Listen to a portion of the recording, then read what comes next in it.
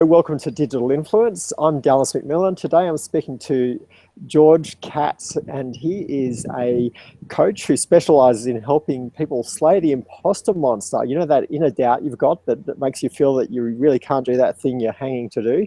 So his business, The Unfair Edge, is all about helping entrepreneurs to fully realize their potential by finally getting over the imposter monster. Welcome, George. Thanks for having me, Dallas. Awesome. Yeah, thanks for coming on. So, look, really good to catch up with you again. We first spoke a couple of years ago, I think, and you were pivoting at the time. You'd been doing some great things in coaching, but you really hadn't niched. And then, you know, recently we spoke again, and you'd really nailed your niche, I thought. And then over the last sort of 6 or 9 months, I've seen that progress, and really wanted to talk to you about how you've honed in on a specific person with a specific problem, because it's a great one that you've come up with. So tell us more, mate.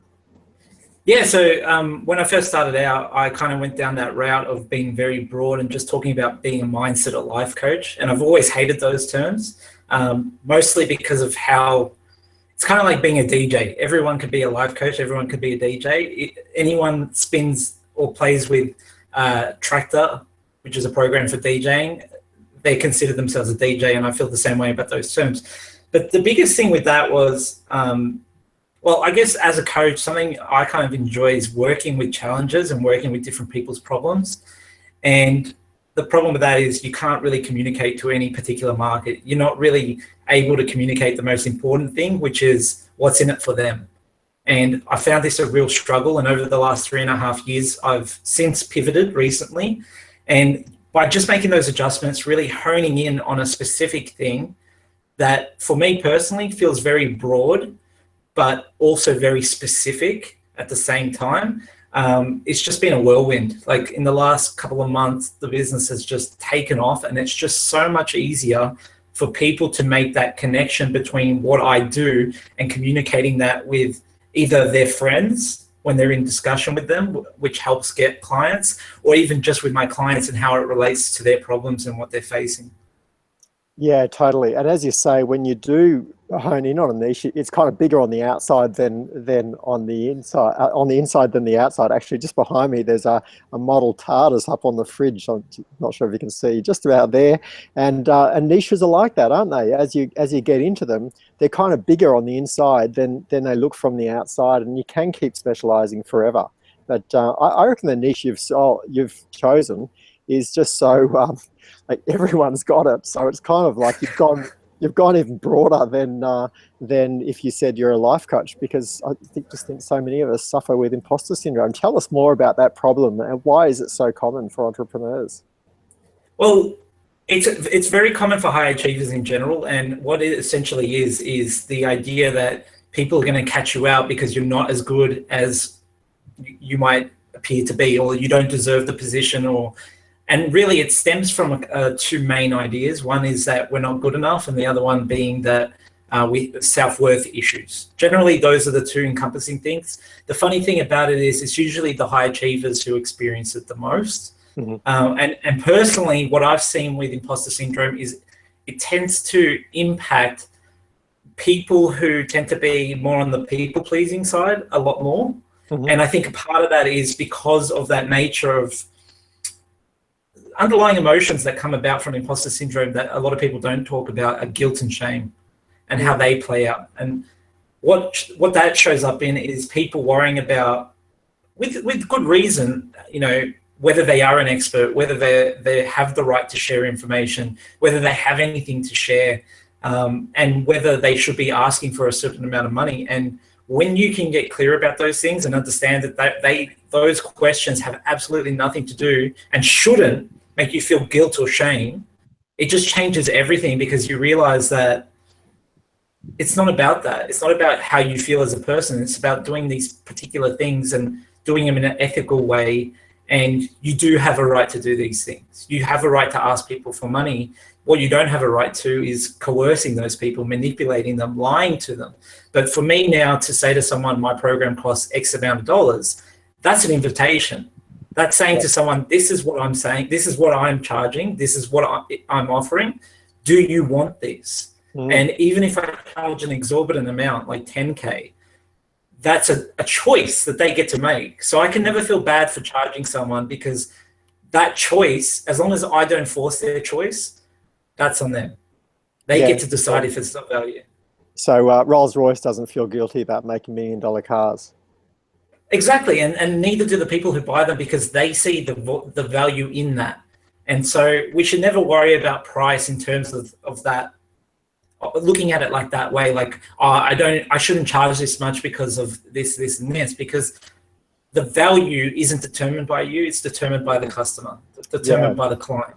For sure. And I love the way you've identified that guilt and shame, because, there are real issues about being qualified and being expert, and that need to be dealt with, but you can't actually deal with them in a rational or productive way when you've got this kind of baggage of guilt and shame, which, almost certainly have come from, when you got caught stealing lolly as a 10-year-old, or sort of cheating on a maths test or something. And we're kind of mixing up emotions that don't really have a place in that conversation, which still needs to be had. You've got to get clear about pricing. It's got to be accurate. It's got to reflect the value. But it's just not useful feeling guilty about, well, anything really. Like, so many of the ways we get messed up in life, whether it's sex or our prosperity, guilt and shame don't really help. Absolutely. And for me, the biggest thing I've seen is people feeling guilt and shame for things they shouldn't be guilty and shameful of, and not feeling guilty and shameful for things that they should feel guilty and shameful of. And one of the things that I really teach people is learning how to create what I call self-assurance. And self-assurance is the idea that guilt especially can be a very useful emotion, but the problem is how you experience guilt. And the way most people generally experience guilt is how others respond to them, rather than whether or not they've been able to evaluate whether they've done something bad. Okay. So for me, it's not whether someone tells me I've done something bad, it's my ability to evaluate myself and know, okay, I've done something bad, because that's what guilt is. It's an opportunity to correct a mistake, to correct the fact that you've messed up, and then to do something about that so you no longer have to feel that way. But too many of us kind of linger on those guilt feelings, and often that's counterproductive, because once you've taken responsibility and you've done something about that guilt, there's no reason to keep feeling it. That's the very essence of using guilt, the very essence of it being a utility for our benefit, is so that we can right our wrongs and keep being good people. So when you get clear about it, it can become a tool, but we don't want to be using it accidentally for the wrong things. Yeah, well, most people are experiencing it because somebody yells at them, somebody gets angry with what they're saying, somebody, rejects the value of their product. And it's like, those are not a good measure of whether you should feel guilty. You need to really know what good and bad are. You need to know what your ethics are. And so long as you're following that compass and you know how to follow that compass, you stop yourself from being a victim of other people's whim, their will, their whim, and their manipulations. Because that's the problem with people pleasers. They want to please people, but the problem with wanting to please people is you're not always pleasing the right people. And some people will take advantage of that. And many people pleasers are surrounded by people who tend to have a history of being surrounded by like narcissists and other types like that, who have made them feel guilty for things that they shouldn't feel guilty for. So it's kind of this pattern that's playing out. Yeah, sure. So thinking of the typical person suffering from imposter syndrome, are they likely to be more qualified, skilled, and well-studied, or less than the person who's less likely to suffer from imposter syndrome? They're likely to be more. They're high achievers that are actually in high positions and doing well. And a big part of that is because they are as good as is required for them to be where they're meant to be. This lady was telling me how she doesn't have imposter syndrome, but she went for a position at a bank, and she went up, and her superiors wanted her to go to that next higher position. And she said to them, look, I don't really have imposter syndrome or anything like this, but I don't feel I'm ideal for this role. And what was really interesting about that is Her superiors, two of them said, okay, we understand, no worries. Third one said, you idiot. How dare you think that you get to decide whether we think you're good enough for the role? Like, by not even putting your hat into the race, by not even throwing your hat in, you've shut down your chances, but you've also like basically not given us the opportunity to make a decision for ourselves. And that kind of comes back to asking for the sale, even if the cost is some exorbitant fee. When you're doing that, you're saying that you know better than what the client knows because you're afraid to ask them. But if you ask, well, you might be surprised. Yeah. And ultimately, it's their decision, not yours. For sure. Look, that's a great point, because one of the groups I deal a lot with are people who have been professional service providers. So maybe, lawyers or health and medical professionals, or, coming from a finance background, and then they're wanting to start some sort of online business. So I've done exactly the same thing as a vet. And so you sort of go out and have to learn all this new stuff, which you don't know anything about marketing and the internet, etc. And you're trying to do these new things, and there's no one passed the test and gave you an A+ or any of the little hoops that you've spent your life jumping through in order to become qualified and excel as a professional.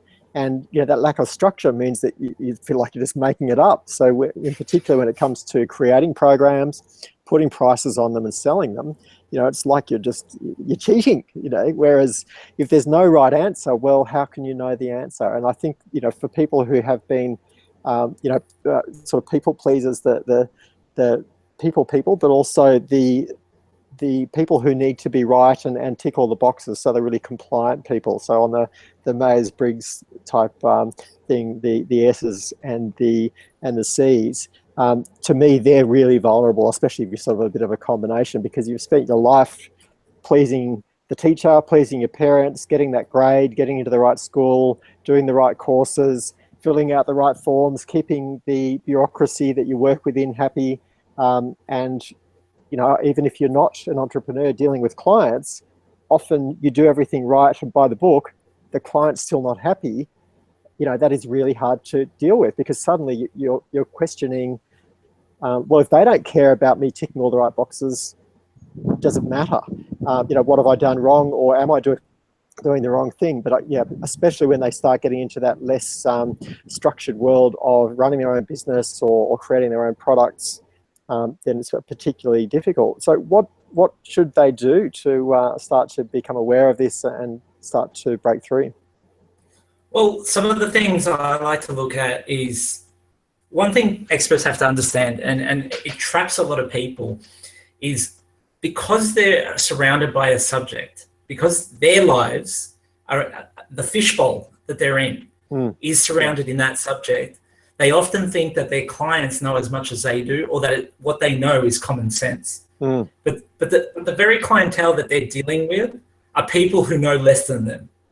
That's why they come to you, because they know less than you. So what I kind of recommend is for people to know what they know and make sure that so long as they know more than the person they're dealing with, that they're an expert. And expertise comes in different degrees, and there's two kind of ways to look at expertise. There's being an expert at something, at a particular topic. So for instance, you can be an expert at say mindset, but then there can be having expertise within that field. So you're an expert on mindset, but your expertise is peak performance. And being clear about those distinctions, because being an expert is, for me, just being an expert is just having knowledge about a subject, but expertise is about what particular areas of that subject you're not only knowledgeable, but you're able to implement and create a track record of success for yourself and for people you work with. Sure. So it's applied expertise and apply it over time to create results and get runs on the board.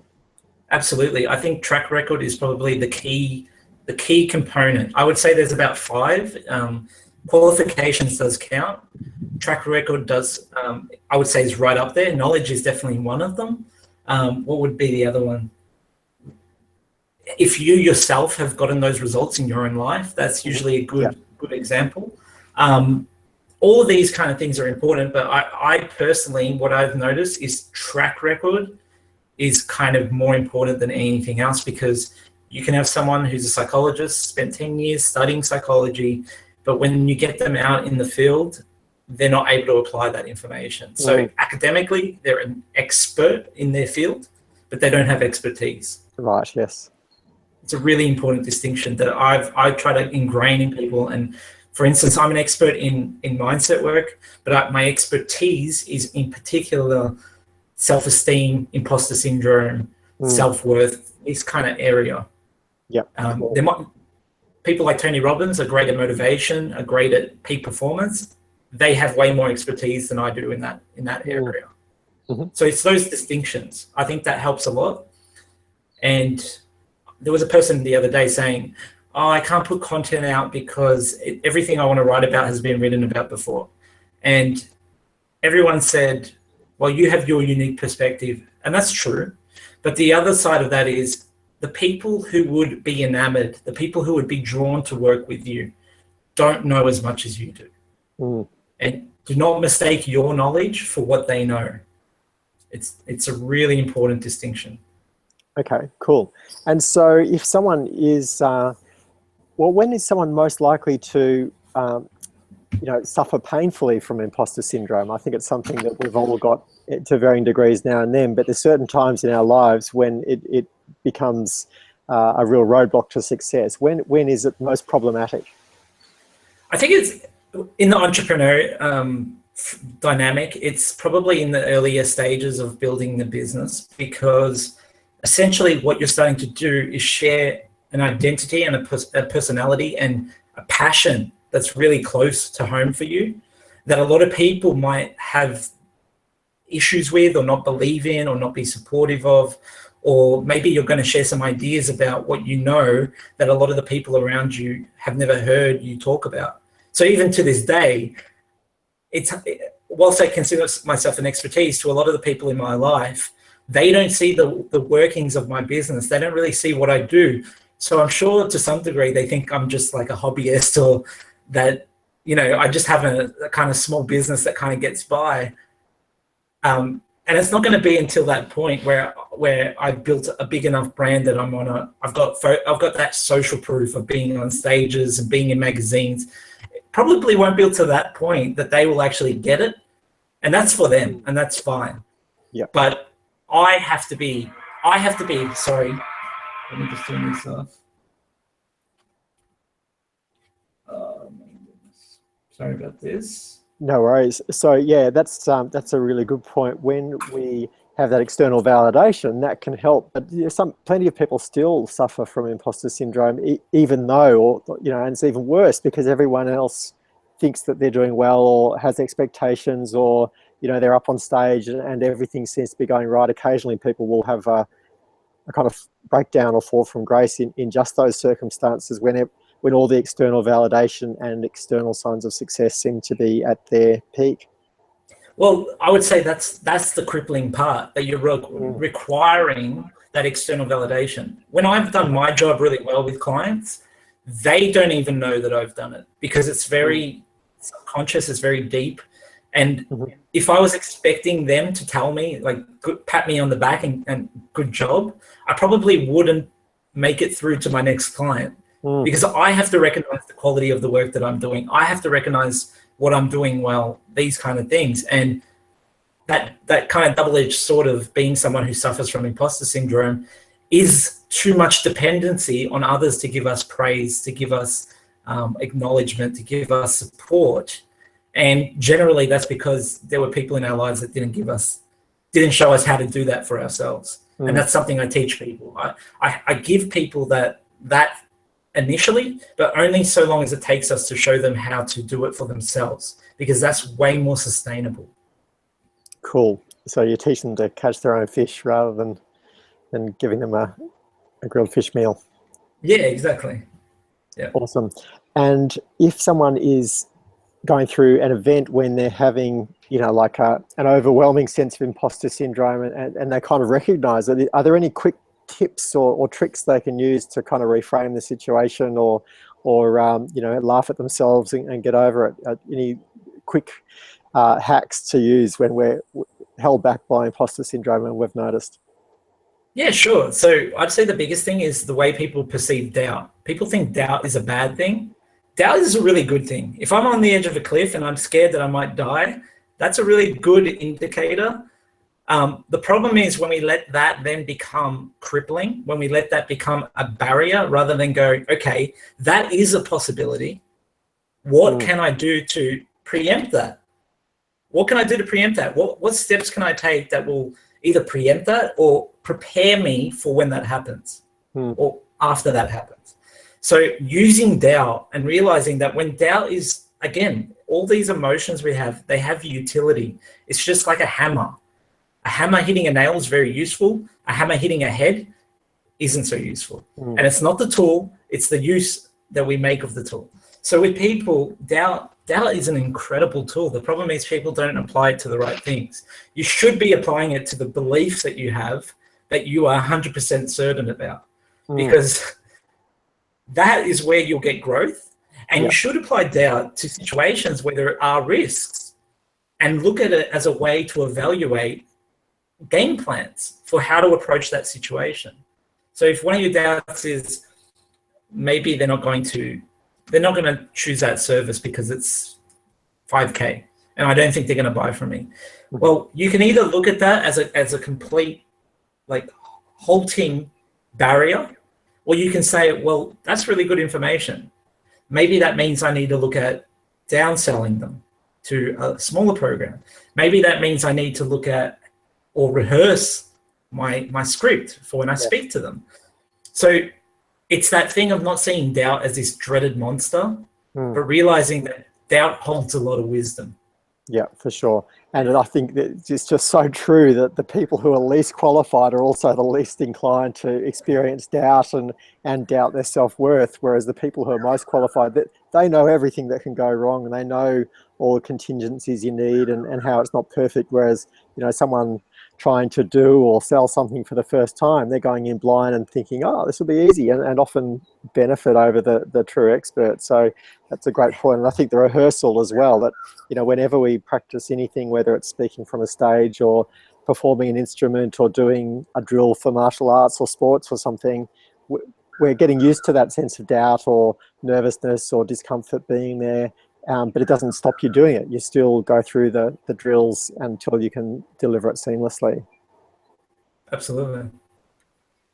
Awesome. So how do you work with clients, George? What are the ways that you help individuals?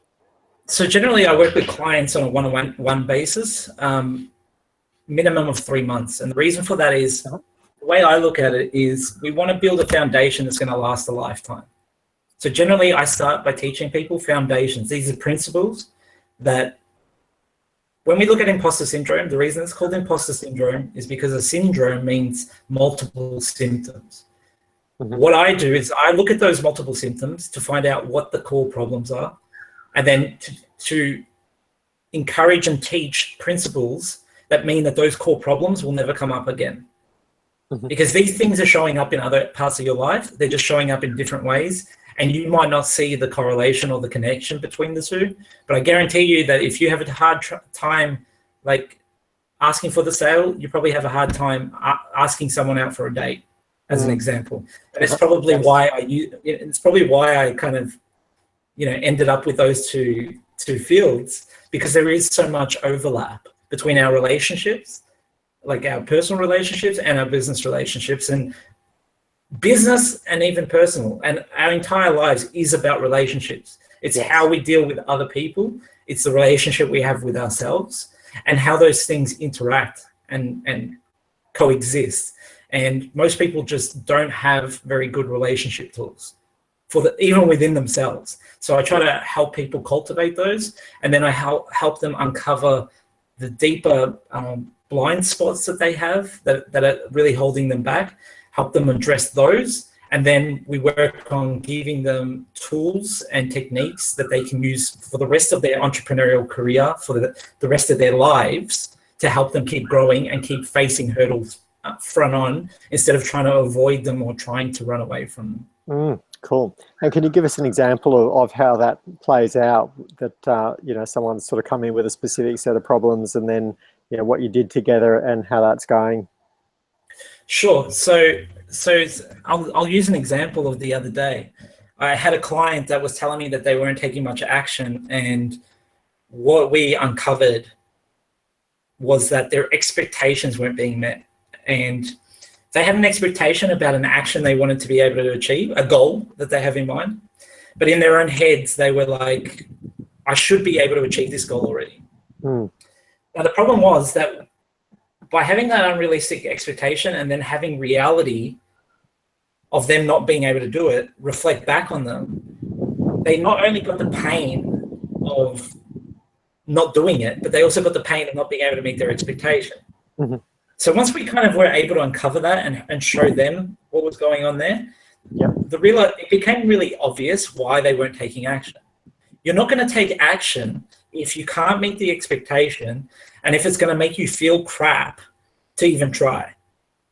And this is something most people don't get. When you say you should do something, you create a disconnect with reality, because what you're saying, the reason it's a goal in the first place is because you're incapable right now of reaching it.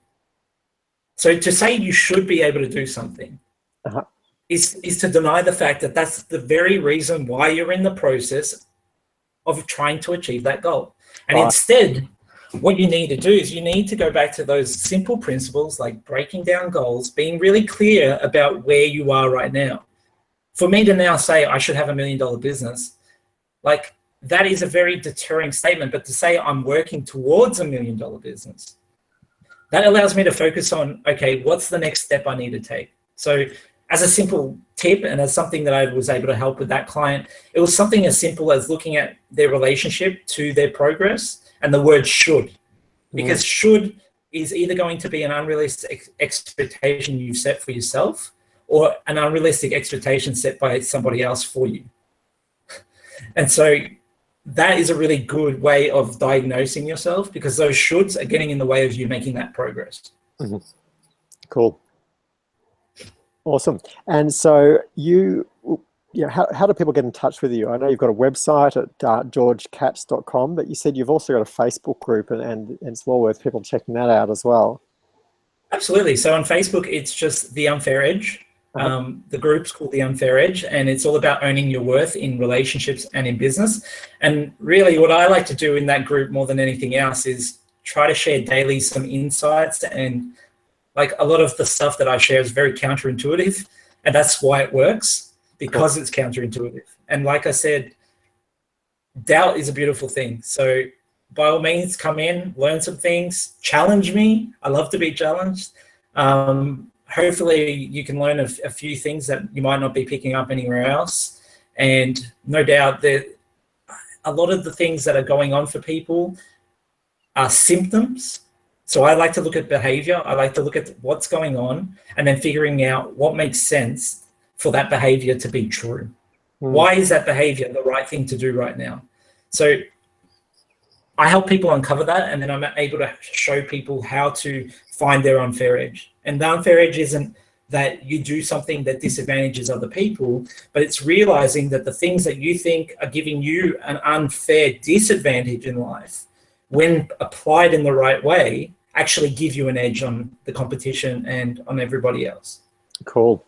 So I'll just read out those sites again. We've got George Katz, that's GeorgeKats.com, and facebook.com/groups/theunfairedge, all one word. So check those out. I'll put links below the interview as well, so you can check them out. I'm sure one of the big benefits of joining the group is you quickly realize that you're not alone in feeling like you've got imposter syndrome, and that a lot of the people saying they've got imposter syndrome, it's ridiculous when they say it, and it really helps diffuse the whole thing. So I'm sure there's a benefit just being surrounded by high performers who are looking to improve and looking to slay their imposter monster. Definitely. Awesome, George. Well, wraps us up, at the end, I like to ask people, if you were giving yourself advice or to give advice to someone else who's got an idea for, coaching, consulting, or entrepreneurial pursuit, and they're just at the early stages and sort of hitting some of those challenging times, what's your piece of advice that you'd give to yourself or someone else just starting out? The best piece of advice I can give is, if you take the feedback that you're getting and you keep pivoting and you don't stop pivoting until you find the right thing, until you hit that mark, you'll get there. One of the best things I ever did was pivot, was take the information that the market and the world was giving me about what I was doing to see why it wasn't working, make adjustments, and just implement those adjustments and keep veering until I was on course. Awesome. And yeah, that's my one piece of advice. Sounds great. Well, thanks again, George. And look, I think you're really onto something. It's got to be the best way to target entrepreneurs and performing individuals, because everyone I know is kicking ass, is busy saying they're not sure they're ready for it. So I'm sure you'll experience great success if you can help them break through those doubts and sort of mental rubbish that hold them back. So I'll look forward to catching up with you again soon. All right, thanks, mate. Well, thanks again for your time, and we'll talk soon. And everyone will check out your Facebook group and check out your website. Have a great day. You too, mate. Thank you so much.